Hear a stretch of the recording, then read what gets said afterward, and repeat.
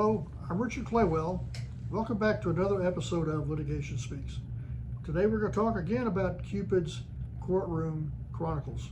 This is part of the Valentine month for 2024. What I want to talk about today is the topic of trying to find hidden assets within a divorce. This gets to be kind of comical, very humorous sometimes, and sometimes pretty sad, and most times it winds up being large amounts that will impact a huge settlement for one side of the case or the other. So we're going to talk about that and talk about the passions and the peculiarities that particular either the husband or the wife will have and how that really will impact the settlements that we're talking about. So one of the things I want to talk about are hidden passions, what I would call hidden passions.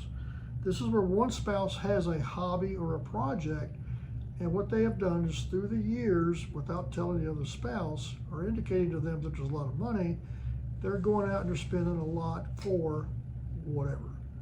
This could be for vintage cars.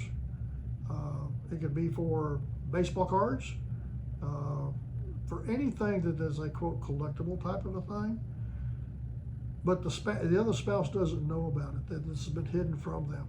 And so what winds up happening is you take a look at it and you find it, and you find out eventually there's a tremendous amount of money that has been spent on that without one spouse not being knowledgeable of that particular fact.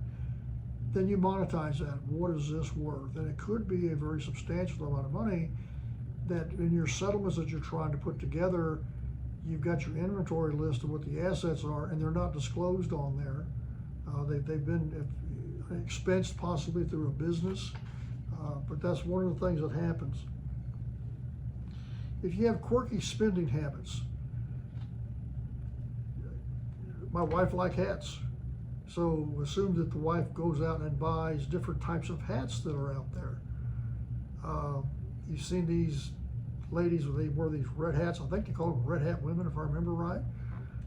But they have different hats. They buy different shawls that they would wear. They buy shoes. You know, if you ought to see my wife's closet. But these can wind up being a whole heck of a lot of money. The husband knows about it, but now the problem becomes we're going through a divorce, and this could be an extravagant amount of money. And so is that really part of the estate, or should it be excluded from the divorce estate? And should I be having some benefit from those quirky expenses that are out there? So that's something that needs to be determined. We have a secret admirer. What winds up happening is we have extravagant lunches. We go to different hotels, go to different cities, and we're spending a lot of money where the other spouse doesn't know about it. And let me give you an example of that. If you decide that you want to take your secretary, a lot of times the secretary and the boss are involved with this. You want to take a secretary to go out of town to go to a conference someplace. So you all travel, typically you would travel together. You get to the hotel, you spend the weekend there, and then you come back and everything is fine. But if you think about this is not, in my mind, not a smart thing to do. It's real easy to look at the travel records of the company to see who's traveling, where are they traveling to, and what are the dates of the travel.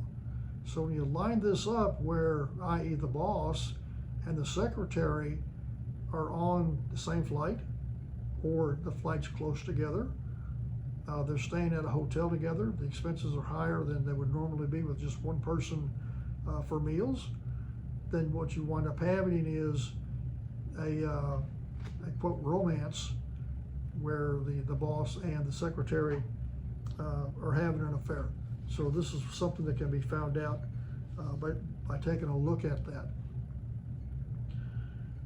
Another thing to think about in the divorce area is when we do the financial and the forensic accounting on this, one of the things that we look for are specific words that may or may not be included in the general ledgers or the cash disbursements or the credit card receipts.